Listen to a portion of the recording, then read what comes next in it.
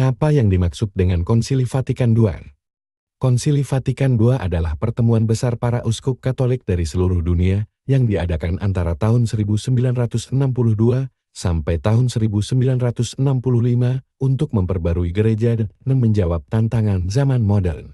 Konsili Vatikan II adalah salah satu peristiwa paling signifikan dalam sejarah gereja Katolik. Pada abad ke-20, secara resmi disebut sebagai Konsili Ekumenis Vatikan II. Konsili ini berlangsung dari 11 Oktober tahun 1962 hingga 8 Desember tahun 1965 di bawah kepemimpinan tiga Paus, Paus Yohanes 23, Paus Paulus VI, dan Paus Yohanes Paulus I ketika ia masih menjadi kardinal. Tujuan dan latar belakang.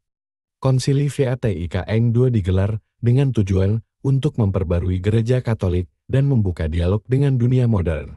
Suatu pendekatan yang berbeda dari konsili-konsili sebelumnya. Konsili ini bukan diadakan karena adanya krisis besar dalam gereja.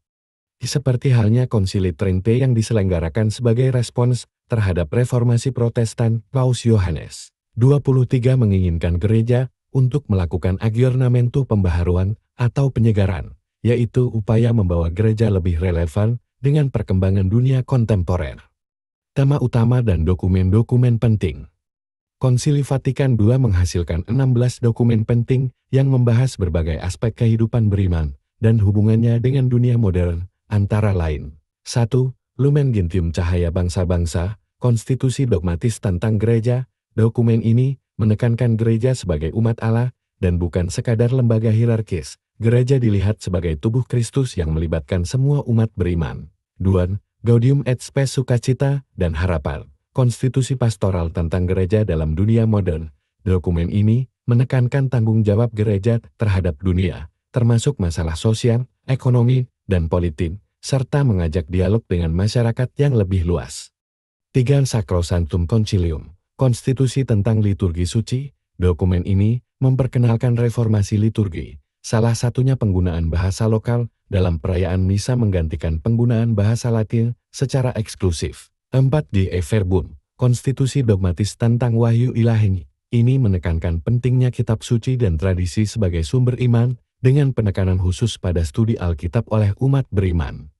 5. Nostra Aetate, Deklarasi tentang hubungan gereja dengan agama-agama non-Kristiani. Dokumen ini membuka jalan bagi dialog antaragama, termasuk dengan Yudaisme dan Islam, serta mengutuk segala bentuk diskriminasi dan antisemitisme. Dampak utama Konsili Vatikan II. Konsili Vatikan II membawa sejumlah perubahan besar dalam kehidupan gereja Katolik dan hubungannya dengan dunia. Beberapa dampak penting dari konsili ini antara lain. 1. Reformasi liturgi. Salah satu perubahan paling menonjol adalah penggunaan bahasa lokal dalam liturgi misa yang sebelumnya hanya diadakan dalam bahasa Latin. Ini membuat umat lebih mudah memahami dan berpartisipasi dalam peribadatan. 2. Perubahan dalam pemahaman tentang gereja. Gereja dipandang lebih inklusif, menekankan peran seluruh umat beriman, bukan hanya klerus para imam, uskup, dan paus. 3. Dialog antaragama dan ekumenisme. Konsili ini membuka jalan bagi dialog antaragama dan kerjasama ekumenis dengan gereja-gereja Kristen lainnya. Gereja Katolik mulai terlibat dalam dialog terbuka dengan agama lain seperti Islam, Hindu, Buddha, dan Yudaisme. 4. Hubungan dengan dunia modern. Konsili ini mengakui pentingnya kemajuan ilmu pengetahuan, teknologi, dan perkembangan sosial politik, serta berusaha mencari cara agar gereja bisa relevan dalam konteks dunia yang terus berubah. Kesimpulan.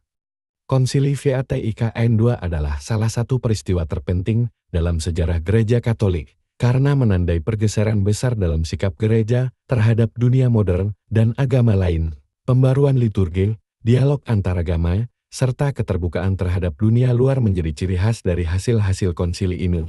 Ini juga memperkuat peran umat beriman dan membuka jalan bagi keterlibatan lebih aktif dalam kehidupan gereja.